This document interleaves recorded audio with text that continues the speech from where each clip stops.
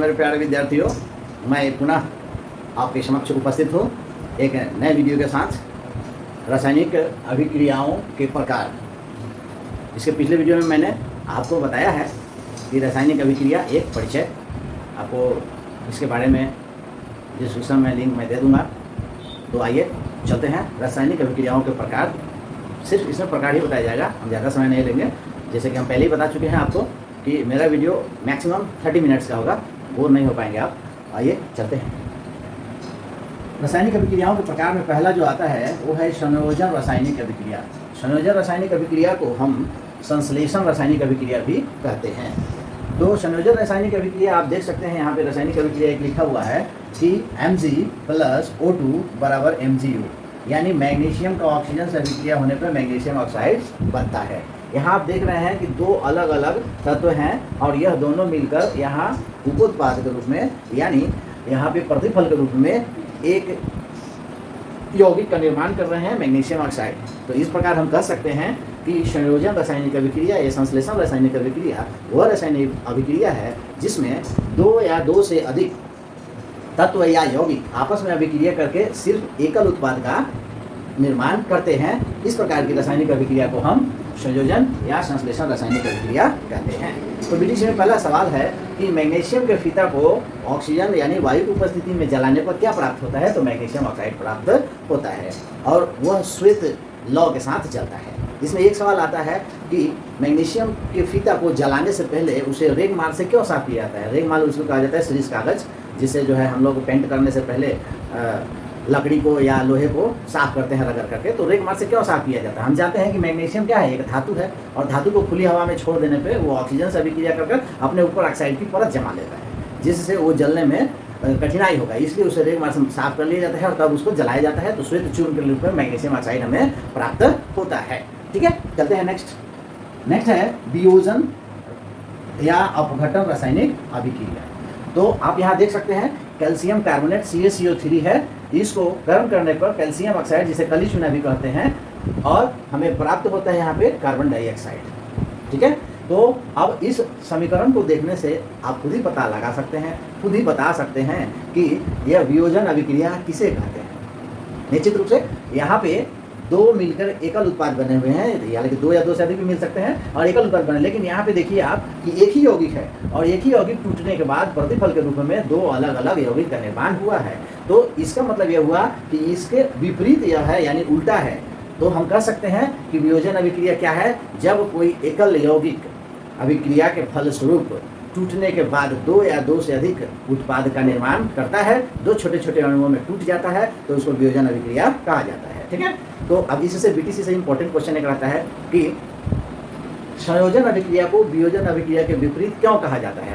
आप आसानी से इसका जवाब दे सकते हैं कि क्यों कहा जाता है। इस उदाहरण के साथ आप समझ सकते हैं। ठीक है, चलिए अब हम आगे चलते हैं। विस्थापन अभिक्रिया आता है, नाम है विस्थापन अभिक्रिया।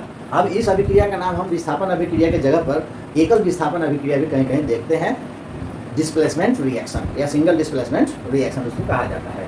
तो यहाँ आप देख सकते हैं कि Fe+CuSO4 बराबर FeSO4+Cu। इस रासायनिक समीकरण को देखने से ये पता चलता है कि यहाँ पे CuSO4 के यौगिक से Fe जो है यहाँ पे इसका स्थान ले लेता है और कॉपर को विस्थापित कर देता है, यानी उसको बाहर निकाल दे रहा है। तो अब हम आसानी से इसकी परिभाषा बता सकते हैं कि विस्थापन रासायनिक अभिक्रिया क्या है। एकल विस्थापन या विस्थापन रासायनिक अभिक्रिया क्या है? यानी जब कोई तत्व किसी के यौगिक से किसी दूसरे तत्व को विस्थापित कर देता है। विस्थापित करने का कारण क्या हो सकता है? विस्थापित करने का कारण ये हो सकता है कि वो ज़्यादा उससे क्रियाशील है ना। तो आप यहाँ देख सकते हैं कि लोहा जो है कॉपर से ज़्यादा क्रियाशील है, इसीलिए यह इसका स्थान ले लिया और कॉपर को यहाँ विस्थापित कर दिया है। कॉपर जो है यह अलग हो गया है। ठीक है, तो इस पर सवाल ये आता है कि जब कॉपर सल्फेट के विलयन में लोहा या लोहे की कील या कांटी डाला जाता है तो उसका रंग क्यों बदल जाता है?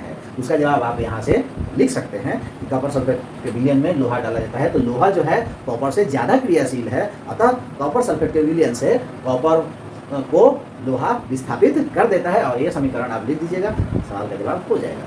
इन सेम प्रोसेस अगर हम लिखते हैं कि जिंक, यहाँ Zn लिखते हैं और CuSO4, यानी जिंक को कॉपर सल्फेट की रासायनिक अभिक्रिया कराएंगे तो जिंक भी कॉपर को विस्थापित कर देगा, क्योंकि जिंक जो है कॉपर से ज़्यादा क्रियाशील है। और इस प्रकार हम यह कह सकते हैं कि यह एक एकल विस्थापन अभिक्रिया है और विस्थापन अभिक्रिया भी कहा जा सकता है। उसके बाद आता है, हम चलते हैं नेक्स्ट में, द्विविस्थापन अभिक्रिया।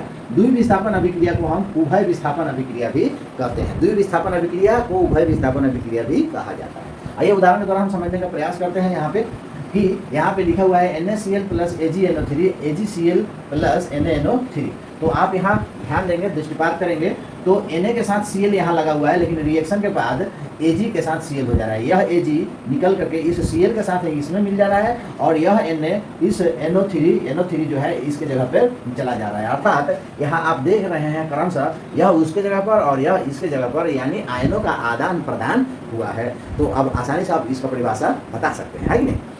जैसे अब द्विविस्थापन अभिक्रिया का डेफिनेशन क्या लिख सकते हैं कि जब किसी रासायनिक अभिक्रिया में दो आयनों का क्रमशः आदान प्रदान होता है, डिस्प्लेसमेंट होता है, तो वैसी रासायनिक अभिक्रिया को द्विविस्थापन या उभय विस्थापन रासायनिक अभिक्रिया कहते हैं। ठीक है, आयनों का आदान प्रदान मतलब यहाँ प्लस है और यह माइनस है, यह प्लस है, इस पर माइनस है, उसी तरह ये प्लस है, माइनस है, प्लस है, माइनस है। तो आयनों का आदान प्रदान क्या हुआ, ये चला गया उसके ऊपर, ये चला गया इसके ऊपर। तो इस प्रकार हम उभय विस्थापन अभिक्रिया करते हैं। आप देख रहे हैं कि यहाँ पे एरो दिया हुआ है, तो इसका मतलब हुआ कि सिल्वर क्लोराइड का अवक्षेप बन रहा है, जो कि हम पिछले भाग में बताए थे कि तीर चिन्ह जब नीचे रहता है तो उसका अर्थ होता है अवक्षेप का बनना, तीर चिन्ह ऊपर रहता है इसका अर्थ होता है गैस का निकलना। ठीक है, आगे चलते हैं। नेक्स्ट, उदासीनीकरण अभिक्रिया, न्यूट्रलाइजेशन रिएक्शन। उदासीनीकरण अभिक्रिया क्या है, जैसा कि आप उदाहरण से यहाँ देख सकते हैं कि यहाँ हाइड्रोक्लोरिक एसिड है और यहाँ पे सोडियम हाइड्रोक्साइड है, यह बेस है। ये क्या है, अम्ल है और ये है भस्म है, या इसको क्षार कह सकते हैं। तो अम्ल और भस्म आपस में अभिक्रिया करके इसको लवण बनाते हैं और यह जल बनता है। ठीक है, तो आप इसको आसानी से इस उदाहरण के आधार पर बता सकते हैं कि उदासीनीकरण अभिक्रिया क्या है। उदासीनीकरण अभिक्रिया क्या है कि अम्ल और भस्म जब आपस में अभिक्रिया करके लवण तथा जल बनाते हैं तो इस प्रकार की रासायनिक अभिक्रिया को उदासीनीकरण अभिक्रिया। क्लियर है। चलिए अब यहाँ देखते हैं कि एक दो उदाहरण आपको बताते हैं कि न्यूट्रलाइजेशन रिएक्शन होता कैसे है। जैसे आपको अगर मधुमक्खी काट लेता है तो दर्द होता है ना, और दर्द होने का कारण क्या होता है, उसके डंक में एक एसिड होता है, जिस एसिड के चलते आपको दर्द की अनुभूति होती है। लेकिन उस दर्द पे अगर हम प्याज का रस लगा देते हैं तो हमें रिलैक्स महसूस होता है। तो प्याज में क्या होता है, वो प्याज बेसिक होता है। ठीक है, इसके चलते यह प्याज जो है उसको न्यूट्रलाइज कर देता है और उसे आराम महसूस होता है। दूसरा तरीका से हम लोग ये भी उदाहरण में देखते हैं, कहते सुनते होंगे कि शराब ज़्यादा पी लिए हैं तो उसको खटाई खिला दीजिए ना, खटाई खिला देने से नशा फट जाता है, बिल्कुल नशा फट जाता है। तो यहाँ भी वही रिएक्शन होता है, न्यूट्रलाइजेशन रिएक्शन होता है। शराब क्या होता है, बेसिक होता है ना, और खटाई खिलाते हैं तो खटाई क्या हो गया, अम्ल होता है, तो अम्ल खटाई का काट कर देता है। उसी तरह हमारे शरीर में, हमारे पेट में अगर एसिडिटी हो जाता है तो हम एंटासिड का इस्तेमाल करते हैं। एंटासिड क्या होता है, वह बेसिक होता है, यानी वह क्षारीय होता है अर्थात कड़वा होता है। या हम लोग जवाइन खा लेते हैं, जवाइन को खा लेते हैं, या खापर सोडा जो है वो बेसिक होता है। इनो लवण का हम इस्तेमाल करते हैं तो वो बेसिक होता है और हमारा एसिडिटी जो है खत्म हो जाता है। तो न्यूट्रलाइजेशन रिएक्शन का हमारे जीवन में बहुत प्रयोग होता है। इसके बाद आता है सबसे इम्पोर्टेंट, ऑक्सीकरण अवकरण अभिक्रिया।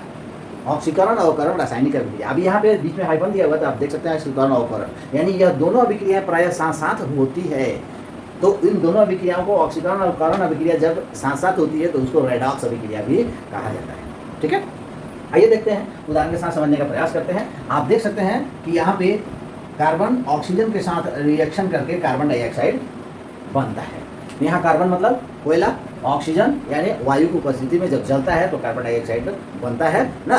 तो यह एक ऑक्सीकरण अभिक्रिया है। ऑक्सीकरण मतलब अब आप बता सकते हैं कि ऑक्सीकरण अभिक्रिया क्या है। ठीक है, तो ऑक्सीकरण अभिक्रिया की परिभाषा होती है कि जब किसी तत्व में अभिक्रिया के फलस्वरूप ऑक्सीजन का संयोग होता है, यानी ऑक्सीजन उससे जाके मिल जाता है और एक नए यौगिक को निर्माण करता है, तो उसको ऑक्सीकरण कहा जाता है। हालांकि ऑक्सीजन ही नहीं, ऑक्सीजन और हाइड्रोजन दोनों मिला करके होता है कि जब ऑक्सीजन का संयोग और हाइड्रोजन का वियोग होता है तो उसको ऑक्सीकरण अभिक्रिया कहा जाता है। ऑक्सीकरण जब यहाँ देख रहे हैं कि कार्बन है और ऑक्सीजन मिला तो कार्बन का ऑक्सीकरण यहाँ हो रहा है, तो यह एक ऑक्सीकरण अभिक्रिया है। अब अवकरण अभिक्रिया की बात करते हैं तो ऑक्सीकरण का उल्टा होता है। ऑक्सीकरण में ऑक्सीजन मिलता है तो अवकरण में ऑक्सीजन हटता है और हाइड्रोजन जाके जुड़ता है। ठीक है, समझ में है ना। ऑक्सीकरण में ऑक्सीजन मिलता है और हाइड्रोजन अलग होता है। अवकरण में क्या होता है, कि ऑक्सीजन निकलता है और हाइड्रोजन जाके जुड़ता है ना। तो आइए देखते हैं एक दूसरा उदाहरण यहाँ पे। हाइड्रोजन और क्लोरीन की अभिक्रिया कराने पर हाइड्रोक्लोरिक एसिड बनता है। तो यह एक अवकरण अभिक्रिया का उदाहरण है। ये कौन सा अभिक्रिया है? अवकरण। इसमें क्या हो रहा है कि हाइड्रोजन क्लोरीन से जाके जुड़ रहा है, ठीक है। तो हाइड्रोजन जुड़ेगा तो यह अवकरण हो गया, ऊपर वाला ऑक्सीकरण अभिक्रिया हो गया। अब हम चलते हैं, देखते हैं कि रेडॉक्स अभिक्रिया क्या है। ऑक्सीकरण और अवकरण अभिक्रिया के अलावा दोनों जब साथ साथ होता है तो उसको रेडॉक्स अभिक्रिया कहा जाता है। तो रेडॉक्स अभिक्रिया को समझने का यहाँ प्रयास करेंगे कि जब दोनों अभिक्रियाएं साथ साथ होती है तो उसको रेडॉक्स अभिक्रिया कहा जाता है। तो आइए हम देखते हैं कैसे दोनों अभिक्रियाएं साथ साथ हो रही है। अब यहाँ देख रहे हैं आप कि यहाँ से ऑक्सीजन जो है निकल रहा है और ये ऑक्सीजन जाके हाइड्रोजन के पास मिल जा रहा है, ठीक है। तो ऑक्सीजन यहाँ से निकल रहा है, यानी यहाँ पे कॉपर का क्या हो रहा है? अवकरण हो रहा है। कॉपर का अवकरण हो रहा है, ये हो रहा है अवकरण, अवकरण, बराबर, अवकरण हो रहा है। अवकरण हो रहा है यानी इसमें से ऑक्सीजन निकल रहा है। तो ऑक्सीजन जिसे जुड़ेगा उसका ऑक्सीकरण और जिसे निकलेगा उसका अवकरण, ठीक। और मतलब निगेटिव यानी नहीं होता है, नहीं होता है मतलब निकल जाता है, घट जाता है। जैसे हम लोग निगेटिव मतलब क्या करते हैं, कोई संख्या दी गई है 5 में से 2 घटाना है तो वो निगेटिव है यानी घटता है, घट रहा है यानी कम हो रहा है। तो इसमें भी अवकरण मतलब निगेटिव होता है तो निकल रहा है। तो यहाँ देख रहे हैं आप कि कॉपर से ऑक्सीजन जो है इसमें से निकल गया है, सिर्फ यहाँ क्या बचा हुआ है? कॉपर बचा हुआ है। तो कॉपर का क्या हुआ? यहाँ कॉपर का अवकरण हुआ। पूछेगा तो इसमें क्या कहेंगे कि कॉपर का अवकरण हुआ और यहाँ पे ऑक्सीकरण किसका हुआ? तो हाइड्रोजन का हो रहा है। यहाँ पे ऑक्सीकरण हो रहा है। क्या हो रहा है? ऑक्सीकरण, ऑक्सीकरण हो रहा है, ठीक। तो अब इसको क्या कहेंगे हम? ऑक्सीकरण अवकरण अभिक्रिया कहेंगे, रेडॉक्स अभिक्रिया। उसी तरह हाइड्रोजन के हिसाब से देखा जाए तो यहाँ पे H2S से हाइड्रोजन जो है निकल रहा है और ये हाइड्रोजन निकल जा रहा है यहाँ पे, और ये हाइड्रोजन इससे निकल करके इसमें मिल जा रहा है। अगले वीडियो में लेकर के आएंगे। ऐसे तो हम जानते हैं कि भोजन का पचना एक ऑक्सीकरण अभिक्रिया है। तो पूरा डिटेल्स जो है हम अगले वीडियो में, और 10 मिनट का वीडियो होगा। तब तक के लिए धन्यवाद। हमारे चैनल पर पहली बार आए हैं तो चैनल को जरूर सब्सक्राइब कीजिए और लाइक कीजिए, शेयर कीजिए। धन्यवाद।